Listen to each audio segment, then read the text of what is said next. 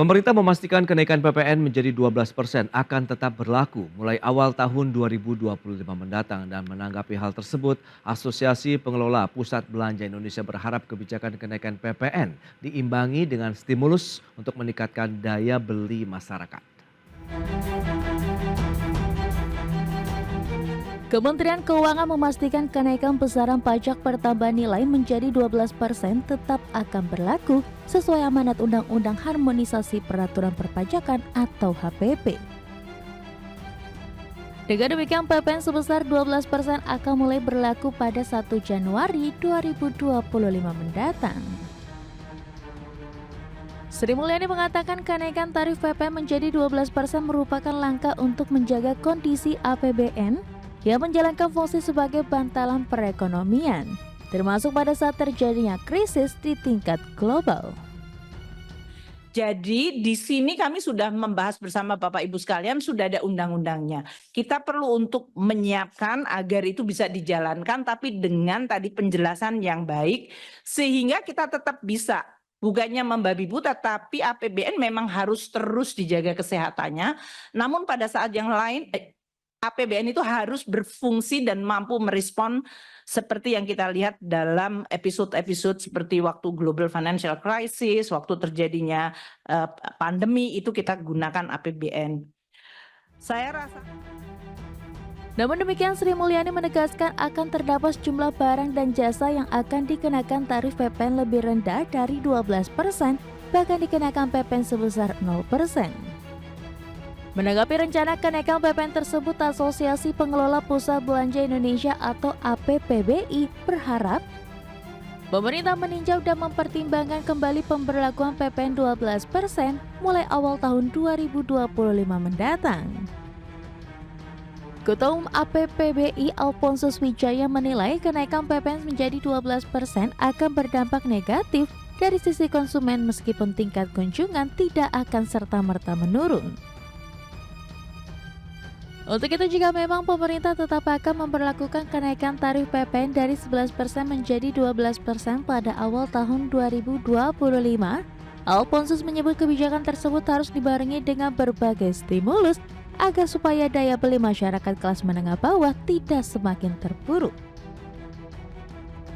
Dari Jakarta, Tim Liputan IDX Channel. Ya, pemirsa, untuk membahas tema kita kali ini, resiliensi bisnis perbelanjaan hadapi penerapan PPN 12%, kita sudah tersambung melalui Zoom bersama dengan Bapak Alphonsus Wijaya, Ketua Umum Asosiasi Pengelola Pusat Belanja Indonesia atau APPBI. Halo, Pak Alphonsus, apa kabar? Baik, Mas Pras, apa kabar juga? Kabar baik. Semoga baik-baik juga. Terima kasih juga atas waktu yang disempatkan dan sudah bergabung juga Mas Yusuf Randy Manilet, peneliti ekonomi KOR Indonesia. Halo Mas Yusuf, apa kabar? Kabar baik Mas Pras. Baik, terima kasih atas waktu yang disempatkan. Kabar baik Pak Alfonso. Ya, Pak Alphonsus, kita akan update terlebih dahulu nih bagaimana sih kondisi dari pusat perbelanjaan di Indonesia sebelum kita bahas terkait dengan rencana kenaikan PPN 12% di awal tahun depan. Ya, saya kira tahun 2024 ini pusat perbelanjaan menghadapi tantangan, terutama khususnya yang di kelas menengah bawah begitu ya, karena masalah daya beli. Sebetulnya ini sudah terasa sejak tahun awal 2024 begitu ya, tetapi di semester 1 kita sedikit tertolong gitu oleh beberapa momen-momen penting, yaitu seperti tahun baru, kemudian dilanjutkan Pilpres relatif kondusif begitu ya, kemudian Imlek, kemudian Ramadan dan Idul Fitri, itu semua ada di semester 1 2024. Jadi daya beli masyarakat kelas menengah yang turun itu sedikit tertopang oleh berbagai momen-momen tadi begitu. Apalagi kan Lebaran itu adalah puncak penjualan retail di Indonesia begitu. Nah, memasuki semester 2 ataupun setelah Idul Fitri, memang di Indonesia trennya selalu adalah low season begitu. Di dalam berbagai situasi dan kondisi memang trennya seperti itu. Namun di tahun ini low seasonnya itu dalam sekali begitu ya, karena memang tadi dampak dari daya beli masyarakat yang kelas menengah bawah itu yang menurun begitu. Jadi itulah yang terjadi. Nah, Sebetulnya kalau secara tingkat kunjungan memang tidak terjadi penurunan yang signifikan begitu ya jika dibandingkan dengan tahun lalu begitu. Tetap ada peningkatan tetapi relatif single digit lah begitu ya, tidak signifikan. Tetapi yang berubah adalah tren belanja masyarakat begitu. Jadi tetap mereka datang ke pusat perbelanjaan, tetapi khusus yang kelas menengah bawah ini pola belanjanya berubah begitu. Jadi mereka itu sekarang memilih barang-barang produk yang harga satuannya unit price-nya itu rendah ataupun murah begitu. Itulah yang terjadi. Makanya beberapa teman-teman retailer yang untuk kategori barang-barang tersebut itu tetap agresif begitu dalam membuka toko-toko baru begitu ya. Karena memang masyarakat mengarahnya ke sana begitu. Jadi saya kira itu yang terjadi saat ini begitu. Nah, memang kami ada harapan di Q4 2024 dan Q1 2025 ini daya beli akan sedikit pulih begitu. Kenapa? Karena di Q4 2024 ini ada pilkada, lusa ada pilkada, kemudian Desember itu masuk ke Natal, yang seperti kita tahu Natal dan Tahun Baru itu adalah puncak kedua penjualan retail Indonesia setelah Idul Fitri begitu. Nah, kemudian di Q1 itu ada Tahun Baru, kemudian ada Imlek begitu, kemudian ada Ramadan dan Idul Fitri. Karena Ramadan dan Idul Fitrinya ini kan lebih maju tahun depan begitu ya. Jadi Q4 2024 dan Q1 2025 harusnya sedikit lebih baik begitu ya, sedikit bisa mengatasi masalah daya beli masyarakat kelas khususnya kelas menengah bawah, karena tadi beberapa momen-momen tadi di Q4 2024 dan Q1 2025. Namun memang kami ada sedikit kekhawatiran mungkin yang tadi Mas Pras sudah singgung di awal, masalah PPN ini ya, mungkin nanti itu kita bahas begitu ya lebih lanjut, tetapi itulah situasinya begitu. Demikian Mas Pras. Terima kasih Pak Alfonsus atas update yang disampaikan. Nah, Mas Yusuf Randy Manilan, Anda melihat bagaimana KOR Indonesia terkait dengan penerapan PPN 12% begitu ya, dari sebelumnya 11%. Anda melihat apakah ini akan berdampak terhadap sektor-sektor industri di dalam negeri termasuk juga pusat-pusat perbelanjaan dan retail? Ya, saya kira tentu ini akan memberikan dampak ya, karena kita tahu bahwa PPN ini kan sifatnya regresif, kemudian dia terkena untuk beberapa komponen kelompok barang dan juga jasa ya, sehingga ini yang kemudian akan memberikan efek terhadap perubahan harga ya. Jadi harga itu kemudian bisa berubah karena adanya tambahan biaya yang dikeluarkan terutama oleh produsen misalnya, karena adanya perubahan tarif PPN yang dikenakan oleh pemerintah. Nah, sayangnya kalau kita bicara momentum perubahan harga yang terjadi nanti ketika misalnya pemerintah jadi menerapkan tarif PPN menjadi 12% itu harus dilihat secara lebih cermat, karena kalau kita perhatikan secara data indikator makro, beberapa komponen terutama yang berkaitan dengan indikator daya beli masyarakat di semester kedua ya di tahun ini itu relatif belum menunjukkan perbaikan. Data-data seperti kepercayaan konsumen, kemudian juga penjualan retail itu kondisinya tidak lebih baik dibandingkan periode yang sama di tahun yang lalu. Nah, saya kira kalau seandainya nanti tren ini kemudian berlanjut ya sampai dengan akhir tahun, kemudian juga di awal tahun mendatang, ini yang kemudian akan ikut memberikan dampak. Memang potensi untuk kemudian tetap tumbuhnya konsumsi rumah tangga itu tetap ada gitu ya, karena kalau kita lihat di kuartal pertama maupun juga kuartal kedua di tahun ini, meskipun ada indikator pelemahan daya beli masyarakat tetapi tetap tumbuh, tetapi indikator tetap tumbuhnya ini relatif melambat ya. Jadi yang tadinya bisa mencapai angka 5,0% ini kemudian melambat jadi di kisaran 4,9%. Dan ini kemudian akhirnya kan akan memberikan efek secara lebih luas lagi ya terhadap target pertumbuhan ekonomi yang ingin disasar pemerintah yang di tahun depan ditetapkan itu sebesar 5,2%. Jadi ini akan memberikan efek bola salju yang sebenarnya mungkin tidak diharapkan ya oleh pemerintah sebelumnya. Itu dia, lantas kesiapan dari pelaku usaha khususnya dari pusat-pusat perbelanjaan begitu akan seperti apa, kita akan bahas nanti di segmen berikutnya Pak Alfonsus. Mas Yusuf, kita akan jeda dulu sebentar dan pemirsa kami akan segera kembali usai pariwara berikut ini.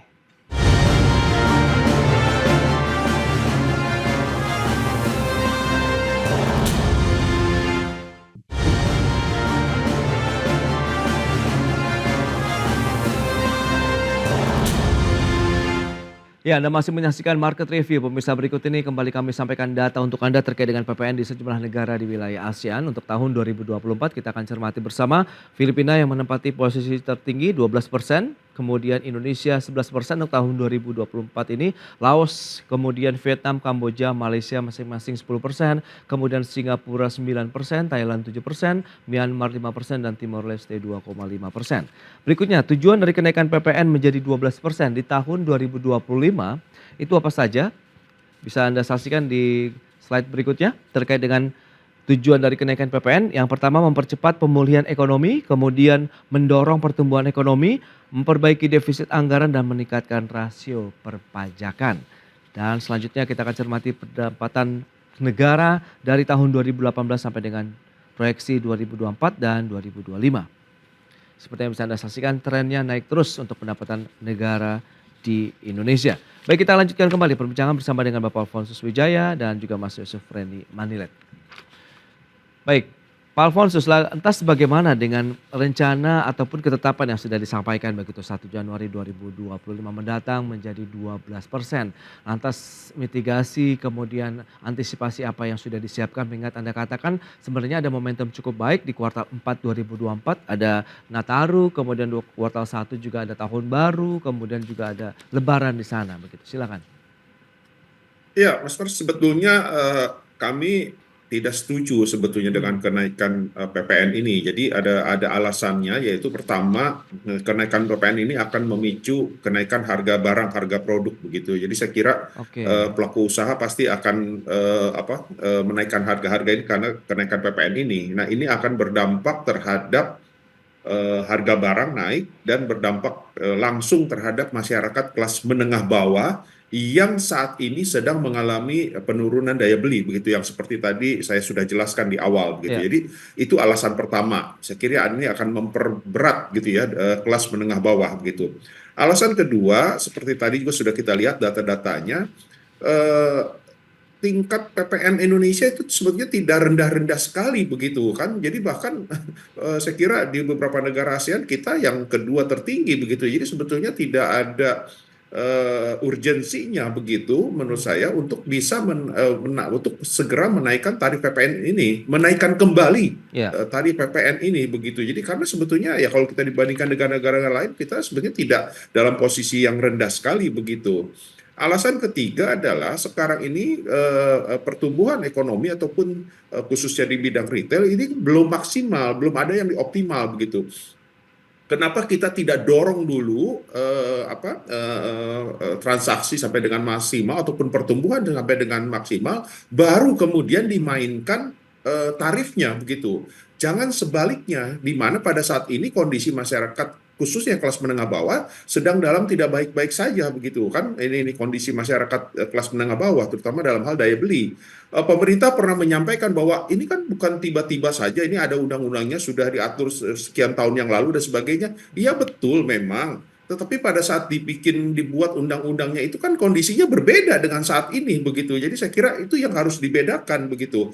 Saya kira tidak ada salahnya untuk menunda begitu ya kondisi ini, karena menurut saya timingnya memang kurang pas begitu. Jadi itulah adalah beberapa alasan yang kami sampaikan kepada pemerintah kenapa kami berharap ini bisa ditunda begitu, karena memang situasi dan kondisinya yang cukup memberatkan begitu. Nah, sebetulnya ada contoh yang tadi yang saya sampaikan di nomor terakhir bahwa awal tahun 2024 ini pemerintah menurunkan beberapa pajak daerah seperti pajak parkir, pajak hiburan dan lain-lain yang sebelumnya itu kan pemerintah daerah masing-masing berlomba-lomba itu menaikkan tarif, ada yang 25%, 35% gitu. Kemudian di awal 2024 berdasarkan Undang-Undang Cipta Kerja itu kan dimaksimalkan hanya 10%. Apa yang terjadi?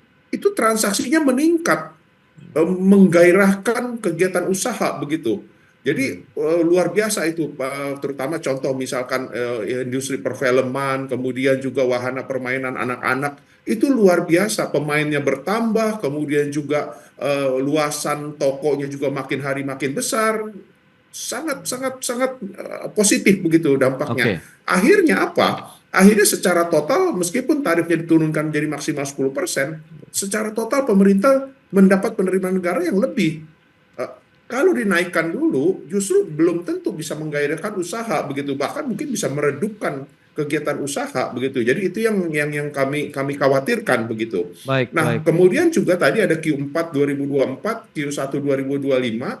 Ini kan momen untuk bisa meningkatkan daya beli masyarakat, momen-momen penting. Nah, kami khawatir ini terganggu, tidak berhasil dikarenakan pemerintah merencanakan kenaikan PPN di awal 2025 di Januari menjadi 12%. Baik, Jadi baik. kegiatan yang tadinya sudah cukup baik, optimis, ini bisa sedikit terhambat begitu. Demikian Oke, Mas Pak Pras. Alfonsus ini menarik. Lantas Mas Yusuf, Anda melihatnya seperti apa kalau dilihat bahkan pelaku usaha sendiri sudah menyatakan sebaiknya ditunda begitu dan tidak hanya PBBI, hampir semua sektor rata-rata juga menginginkan kondisi yang sama. Tapi kan kita tahu juga ada beberapa tujuan dari kenaikan PPN 12% tadi, mempercepat pemulihan ekonomi, kemudian mendorong pertumbuhan ekonomi, memperbaiki defisit anggaran, meningkatkan rasio perpajakan. Apakah nanti akan kontraproduktif kalau memang jadi diterapkan di tahun depan? Iya, jadi kita balik lagi kepada tujuan yang tadi sudah disinggung oleh Mas Pras, ingin mempercepat pemulihan ekonomi, mendorong pertumbuhan ekonomi yang lebih tinggi. Saya kira sebenarnya jika pemerintah ingin mendorong pertumbuhan ekonomi yang lebih tinggi, salah satu skenario yang kemudian bisa diambil oleh pemerintah yaitu menunda ya sementara waktu untuk tidak menaikkan tarif PPN menjadi 12%. Karena tadi juga saya singgung bahwa indikator terkait pelemahan daya beli masyarakat itu relatif masih terlihat. Khawatirnya kalau seandainya jadi diberlakukan pada tahun depan, ini kemudian bisa memberikan efek yang lebih besar terhadap tekanan daya beli masyarakat, terutama untuk kelompok menengah dan kelompok bawah. Oke. Apalagi kalau kita tahu ya, kelompok menengah itu kan dia tidak punya bantalan stimulus seperti kelompok bawah, sehingga ketika ada perubahan harga, mau tidak mau mereka harus melakukan penyesuaian pola konsumsi mereka. Tadi juga saya kira sudah disinggung sedikit oleh Pak Alfonso, dia membeli barang dengan harga yang relatif lebih kecil ya, relatif lebih rendah. Dan kalau kita perhatikan terkait bagaimana kemudian ini bisa memberikan win-win solution kepada pemerintah untuk tetap mendongkrak penerimaan. Saya kira penerimaan itu juga ikut dipengaruhi oleh pertumbuhan ekonomi.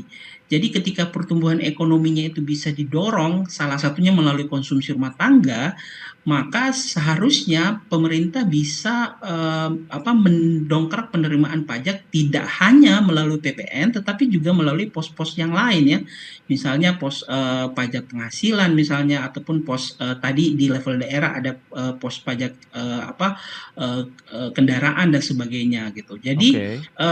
penundaan ini justru bisa mengkompensasi potensi kehilangan yang bisa didapatkan pemerintah apabila tidak jadi menaikkan PPN 12%. Kemudian saya juga perlu menyinggung satu hal terkait potensi perubahan harga yang bisa terjadi di tahun depan ya, karena kita selama ini mendiskusikan efek dari PPN sendiri, tetapi kita juga jangan lupa bahwa perubahan harga juga bisa dipengaruhi oleh perubahan dari kondisi ekonomi global, di mana kalau kita tahu misalnya Trump baru saja memenangkan Pilpres AS dan kondisi terkait nilai tukar rupiah itu bisa sangat berubah, apalagi kalau Trump jadi menjalankan beberapa kebijakannya.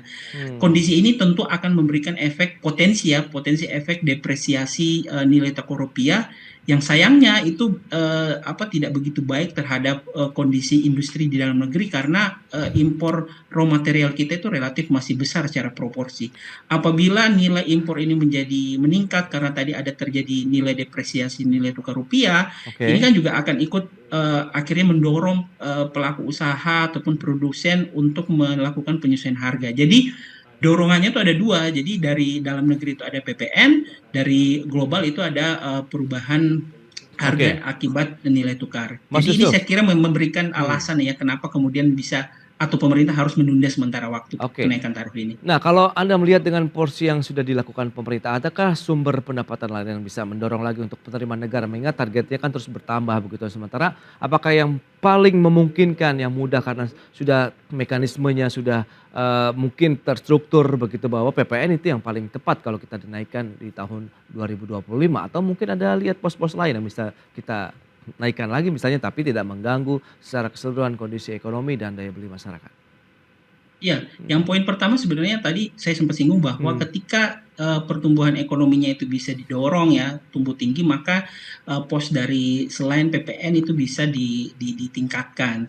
Nah, selain itu sebenarnya pemerintah juga bisa membuka opsi untuk melakukan penyesuaian ya, defisit anggaran. Jadi memang akan ada konsekuensi terkait tidak jadi naiknya PPN ini terhadap kondisi defisit anggaran. Tapi menurut saya sebenarnya penyesuaian terkait defisit anggaran ini kan nantinya bisa dikomunikasikan sebagai upaya atau bentuk pemerintah dalam menstimulasi pertumbuhan ekonomi dalam negeri seperti itu. Nah, selain itu sebenarnya pemerintah juga bisa memainkan instrumen seperti pajak ekspor misalnya ya, atau pajak impor, di mana ketika harga komoditas tengah meningkat itu bisa dilakukan penyesuaian tarif yang akhirnya itu ikut bisa membantu kinerja penerimaan secara keseluruhan. Jadi pemerintah bisa memainkan beberapa opsi untuk mendongkrak penerimaan tanpa menaikkan PPN. Oke, itu dia. Terakhir singkat saja, Pak Alfonsus, harapan Anda 12% apakah benar-benar harus ditunda atau bagaimana? Ya, kami tetap minta itu tetap opsi pertama tentunya dibatalkan ataupun ditunda begitu. Tetapi karena dengan berbagai alasan yang tadi saya sudah sampaikan, tetapi jika karena kenapa? Ini ada satu hal lagi. Jadi Q1 2025 tadi saya sampaikan kemungkinan itu akan optimis begitu ya. Tetapi yang jadi masalah adalah tadi saya sudah sampaikan juga setelah Idul Fitri itu selalu masuk ke low season. Itu selalu trennya di Indonesia. Nah, sekarang itu tahun depan itu Lebaran Idul Fitri, Lebaran itu makin maju begitu. Artinya apa? Artinya setelah Lebaran sampai dengan akhir tahun itu sangat panjang sekali begitu. Jadi low seasonnya ini akan sangat panjang begitu. Jadi ini yang akan mengganggu, yang cukup mengkhawatirkan begitu, karena low season tahun depan itu akan cukup panjang begitu. Nah, jadi jika memang terpaksa pemerintah juga tetap harus menaikkan PPN, jadi saya kira harus disertai dengan berbagai stimulus begitu. Ingat pada saat kita pandemi ya, pada saat COVID itu kan pemerintah banyak memberikan stimulus di dalam kondisi yang sangat berat begitu. Jadi saya kira kalau tidak dibarengi dengan stimulus, ini tadi akan mengkhawatirkan karena low seasonnya akan sangat panjang sekali tahun depan begitu. Itu dia opsinya begitu ya. Kalau memang tetap diterapkan, ada opsi lain terkait dengan stimulus yang diberikan untuk menjaga daya beli masyarakat tentunya untuk bisa harus dilakukan. Kalau tidak ini berat ya. Baik Pak Alfonsus, terima kasih banyak atas waktu sharing dan update yang sudah Anda sampaikan kepada pemirsa pada hari ini. Mas Yusuf, terima kasih atas analisis yang sudah Anda sampaikan juga kepada pemirsa pada hari ini. Selamat melanjutkan aktivitas Anda kembali. Salam sehat Pak Alfonsus, Mas Yusuf, terima kasih. Salam sehat Mas Pras. Terima kasih. Terima kasih Pak Alfonsus. Baik pemirsa, 1 jam sudah saya menemani Anda dalam Market Review dan perbaharui terus informasi Anda hanya di IDX Channel, your trustworthy and comprehensive investment reference. Karena urusan masa depan harus terdepan, aku investor saham. Ya saya, Prasetyo Wibowo, beserta seluruh kerabat kerja yang bertugas pamit undur diri. Terima kasih, sampai jumpa.